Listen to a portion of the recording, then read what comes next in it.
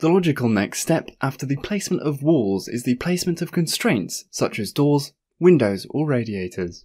Once they have been placed, you will have a better visual representation of the space at your disposal for the room, and you will have a good idea of what is missing. A catalogue specifically dedicated to constraints is at your disposal. It is called At Constraints. The catalogue has no brand and you can therefore modify it as much as you want. In this catalogue, you will find the different constraints that you find in a scene.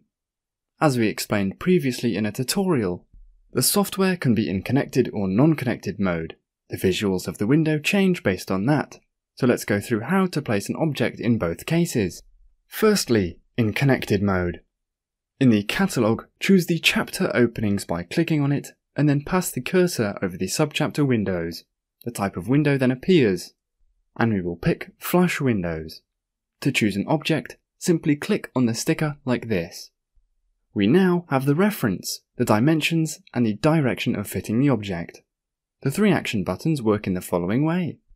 The first button allows you to place the object in the scene, next to another object for example. The second button links the element to another element chosen. For example, an oven that you want to link to an oven cabinet. The third button allows you to swap an element that you have selected in the scene with the chosen object. The placement altitude corresponds to the windowsill. You can choose to place it over or under a certain dimension by clicking here. Finally, we can position the object from the left or the right side of the wall, reasoning inside the room.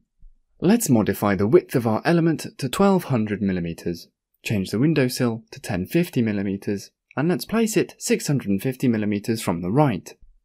Placing and positioning the element is very easy. Just drag and drop the reference. Be careful to not drag and drop the image directly, because in this specific case, the system would put the standard object without the modifications that you entered. Now your window is positioned. Let us now see the non-connected mode method. In the Catalogues drop-down menu, we shall choose the Flush Windows chapter. Just like in the connected mode, you could also change the direction of fitting, the dimensions, and the placement altitude. Once again, you can choose between under and over. Here again, you can choose to precisely place your element from the right or left side thanks to these 2 boxes. Let's modify as follows: width to 1200 mm, placement altitude to 1050 mm, and positioning to 650 mm from the right. For the non-connected mode, it is indeed the image itself that you need to drag and drop into the wall, like this. The window that then opens lets you put in the finishing touches on your element. The placement of any and all other elements can thus be done in the same way.